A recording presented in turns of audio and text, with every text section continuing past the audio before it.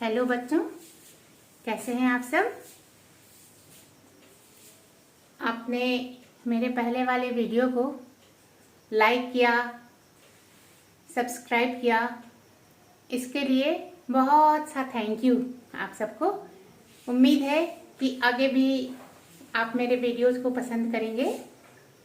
पिछले वीडियो में मैंने चैप्टर 1 से शुरुआत की थी और फंडामेंटल थ्योरम ऑफ अरिथमेटिक की चर्चा की थी। आज उसके आगे का टॉपिक इरैशनल नंबर्स, उसकी चर्चा हम करेंगे। तो जैसा कि आप जानते हैं पहले से, इरैशनल नंबर्स वो रियल नंबर्स होते हैं जो रैशनल नहीं हैं, जिनको हम रैशनल फॉर्म में किसी भी तरह से करके एक्सप्रेस नहीं कर सकते। और जैसे रैशनल नंबर्स इनफाइनाइट हैं, वैसे ही इरैशनल नंबर्स भी इनफाइनाइट हैं। अगर हम केवल 1 से 100 के बीच इंटीजर्स की ही बात करें तो भी आप देखिए कि उसमें 90 इंटीजर्स के स्क्वायर रूट ऐसे हैं जो रैशनल नहीं हैं, इरैशनल हैं। इसी तरह से क्यूब रूट्स में और भी कम मिलेंगे, या हायर और भी आगे बढ़ेंगे तो और भी कम मिलेंगे जो कि रैशनल होंगे। तो इस तरह से हम पाते हैं कि इनकी एक अलग दुनिया है और अलग तौर तरीका है जो रैशनल से अलग है, लेकिन ये सभी रियल नंबर्स हैं। और नंबर लाइन पर ये बिल्कुल ठीक अपने प्लेस पर बैठे हुए हैं, ना किसी को डिस्टर्ब करते हैं, ना इधर से उधर घूमते हैं और कुछ नहीं करते हैं। एकदम अरेंज्ड वे में सीक्वेंशली, जैसे बाकी सभी नंबर्स हैं वैसे ही ये भी है। तो अब हमें सिलेबस के अनुसार 3 ऐसे नंबर्स हैं, √2, √3 और √5। तो ये तीनों नंबर इरैशनल कैसे हैं ये हमको शो करना है। तीनों का तरीका बिल्कुल एक जैसा है। जिस तरह से √2 को प्रूव करते हैं इरैशनल, ठीक वैसे ही √3 को या √5 को। तो हम लोग √2 को कैसे इरैशनल प्रूव करेंगे ये देखेंगे, और इसी तरह से आप आगे कर सकते हैं √3 या √5 को। तो उसके पहले एक रिजल्ट हमारे पास है, वो देखिए।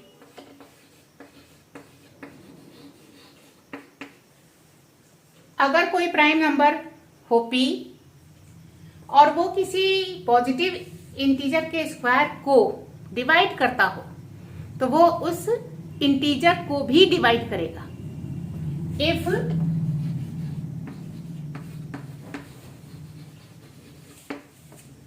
a prime number p divides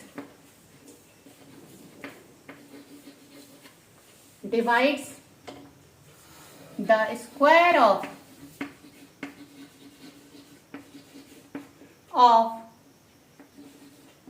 a positive integer a, that means a square, then it will also divide a। अगर कोई प्राइम नंबर p किसी पॉजिटिव इंटीजर a के स्क्वायर को डिवाइड करेगा तो वो a को भी डिवाइड करेगा। इसका प्रूफ बहुत ही सिंपल है और फंडामेंटल थ्योरम ऑफ अरिथमेटिक इसमें यूज करके इसको प्रूव करते हैं। तो आप देखिए, वो अगर कोई पॉजिटिव इंटीजर a है उसको हम ऐसे प्राइम फैक्टर्स में तोड़ देते हैं, p1, p2, p3 और जितने भी प्राइम फैक्टर्स हैं। तो ये सभी प्राइम फैक्टर्स हैं और ये सभी इसको डिवाइड करते हैं। तो अब अगर हम इसका स्क्वायर करेंगे तब क्या होगा, इसके क्या क्या प्राइम फैक्टर्स होंगे, p1, p2, p3 Pn और इसका होल स्क्वायर। तो a के prime factors P1, P2, P3, Pn और a स्क्वायर के prime factors P1, P2, P3 up to Pn का होल स्क्वायर। अब इन दोनों को अगर हम देखें तो आप पाएंगे कि जो प्राइम फैक्टर्स a स्क्वायर के हैं वही a के भी हैं, एक भी अलग नहीं है दोनों में। और FTA के अनुसार ये निश्चित हैं, इनको बदला भी नहीं जा सकता। इसलिए अगर P a स्क्वायर को डिवाइड करता है तो इन्हीं में से किसी एक का वैल्यू P के बराबर होना चाहिए, कोई बाहर से नहीं आएगा। तो इन्हीं में से होना चाहिए। तो या तो P1 का वैल्यू होगा P के बराबर, या P2 का होगा, या P3 का होगा, या आगे किसी भी प्राइम फैक्टर का होगा। तो इनमें से किसी का वैल्यू अगर P के बराबर है, इसका मतलब कि इनमें से किसी का वैल्यू P के बराबर है, और इसलिए P जो है वो A को भी डिवाइड करेगा। तो इसको इस तरह से लिख सकते हैं,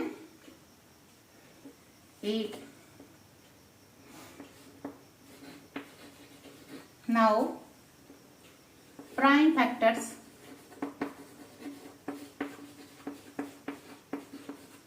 of A and A square are same and by FTA they are unique.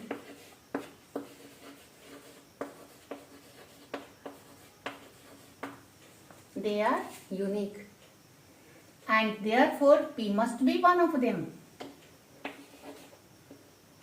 And therefore P must be one of them. So it will divide A. It will divide A.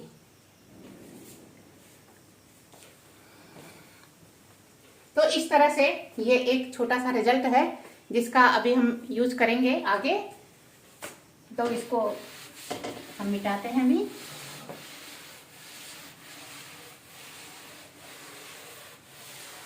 और हमारा जो अगला टॉपिक है वो है कि कैसे हम √2 को इरेशनल प्रूव करें।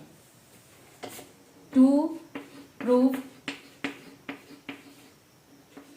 √2 irrational,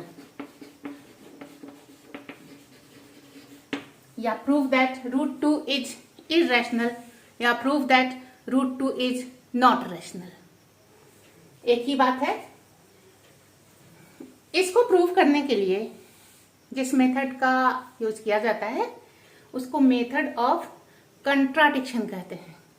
कंट्राडिक्शन विरोधाभास, जहां विरोध हो। तो कैसा होगा कंट्राडिक्शन? तो इसका तरीका ये है कि जो हमको प्रूव करना होता है उसका उल्टा हम मान लेते हैं, सपोज कर लेते हैं, और फिर उसी के अनुसार अपने काम को आगे बढ़ाते जाते हैं। अब एक स्टेज पर जाकर हमें उल्टे पुल्टे रिजल्ट मिलने लगते हैं, जो नहीं मिलने चाहिए थे वही मिलने लगते हैं। तो अब हमको रुकना पड़ता है और सोचते हैं कि अरे ये कैसे हो गया ऐसा। तब धीरे धीरे देखते हैं ऊपर चलते चलते कि ये तो हमने ठीक ही किया था, इसके अनुसार ये भी ठीक ही किया था। तो गड़बड़ कहाँ है? गड़बड़ शुरुआत में है। जो हमने सपोज किया वहीं पे गड़बड़ किया। इसलिए हमको ये सपोज नहीं करना चाहिए था, ऐसा नहीं हो सकता है। और इस तरह से थ्योरम को या रिजल्ट को प्रूव किया जाता है।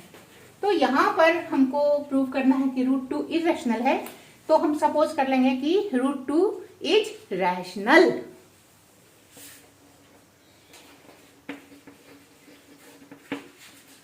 Suppose that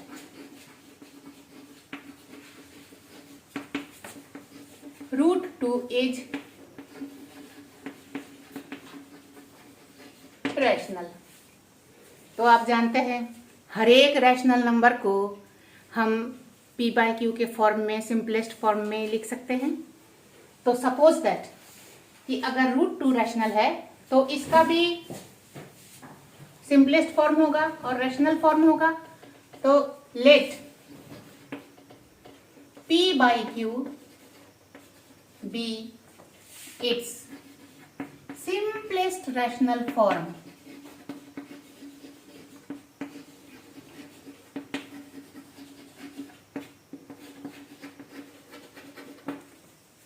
simplest rational form. तो p और q में कोई कॉमन फैक्टर नहीं है 1 के अलावा। अब आगे चलें। तो रैशनल है, p बाई क्यू इसका फॉर्म है, तो √2 equal to p by Q. अब दोनों साइड में हम अगर स्क्वायर कर दें तो क्या होगा, 2 √2 का स्क्वायर 2 और इसका square p square by Q square, ये हुआ। इसका मतलब क्या हुआ कि p square equal to 2 into Q square. p square equal to 2 into Q square. और अब क्या दिखा कि 2 is a factor of p square. Q square भी है p स्क्वायर का एक फैक्टर, लेकिन हमको अभी 2 से काम है। तो 2 is a factor of p square, मतलब कि 2 डिवाइड करेगा p स्क्वायर को। और अभी जो रिजल्ट पड़ा उसके अनुसार तब 2 जो है वो p को भी डिवाइड करेगा, p का भी फैक्टर होगा। तो this implies that 2 is a factor of p, factor of p। So 2 is also a factor of, sorry, p square, so also a factor of p. This implies that 2 is a factor of p square and therefore 2 is also a factor of p. तो इसलिए p को हम 2 into some integer लिख सकते हैं। 2 into some integer, तो 2 is a factor of p। इस value को अगर हम यहां पुट कर दें इस रिलेशन में, इसको हम 1 नाम दे देते हैं और put p equal to 2m in 1। अब क्या हुआ, तो 2m पुट करेंगे p की जगह, तो यहां हो जाएगा 2m का square equal to 2 into Q square. That means 4m square equal to 2q square and therefore q square equal to 2m square. यहां से ये कट के 2m स्क्वायर हो जाएगा। ये मिला हमको। इसका क्या मतलब कि 2 is a factor of q square. 2 q square को डिवाइड कर रहा है और इसलिए 2 किसको डिवाइड करेगा, q को भी करेगा। तो therefore therefore 2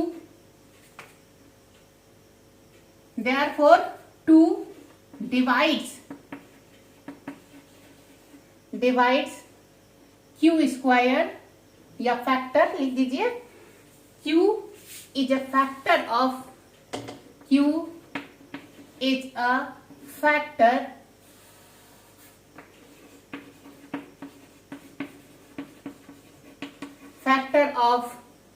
q square. Therefore 2 is also a factor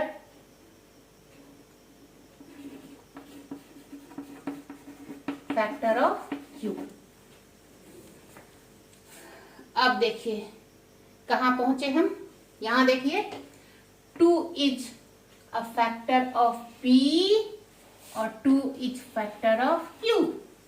इसका मतलब 2 जो है वो P और Q दोनों का फैक्टर है, कॉमन फैक्टर है।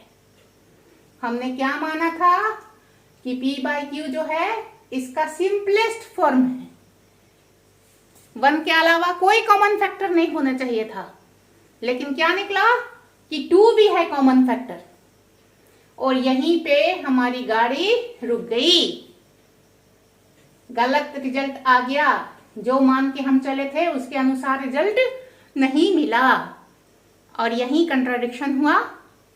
और तब हम कहेंगे कि ये कंट्राडिक्शन क्यों आया, ये गलती क्यों हुई, क्योंकि हमने शुरुआत ही गलत की थी, और इस तरह से √2 इर्रेशनल होगा, रैशनल नहीं होगा। तो इसको अब हम ऐसा लिखेंगे यहां, therefore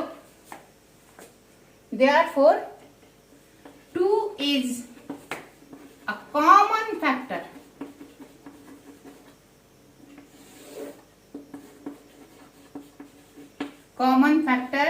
of P and Q which contradicts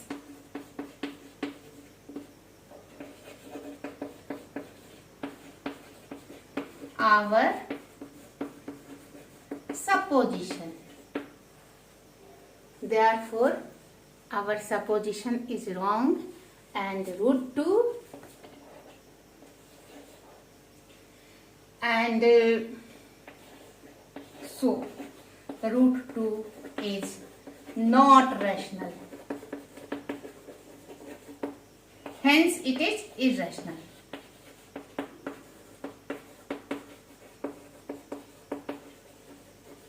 Hence, it is irrational.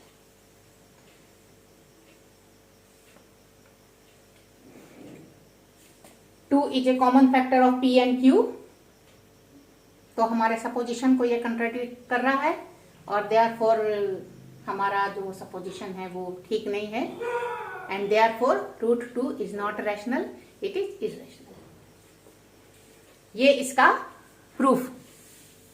ठीक इसी तरह से हम √3 और √5 को भी इररेशनल प्रूफ कर सकते हैं, केवल 2 की जगह 3 या 2 की जगह 5, और कुछ भी चेंज नहीं होगा।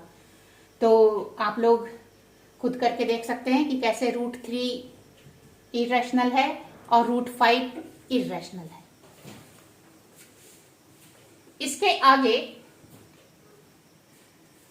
जब हम ये प्रूव कर देते हैं कि ये इररेशनल हैं, तो अब आगे इनका एप्लीकेशन हमको थोड़ा करना है। तो जैसे कि आप जानते हैं कि अगर हम रैशनल नंबर्स के बीच एडिशन, सब्ट्रैक्शन, मल्टीप्लिकेशन या डिवीजन, जीरो को छोड़ के, जीरो से डिवीजन नहीं करेंगे, तो करते हैं ये अरिथमेटिक ऑपरेशंस, तो हमेशा हमको रैशनल नंबर्स ही मिलते हैं। तो क्या इर्रेशनल नंबर्स में अगर हम ये ऑपरेशंस करें तो भी क्या हमें इर्रेशनल नंबर्स मिलेंगे, या रैशनल भी मिल सकते हैं? और अगर हम कॉम्बिनेशन बना दें रैशनल और इर्रेशनल का, तब फिर क्या बात बनेगी? तो इन सब बातों पे चर्चा हम अगले लेक्चर में करेंगे। और यहाँ पर हमारा आज का लेक्चर ख़त्म होता है। तो धन्यवाद बच्चों।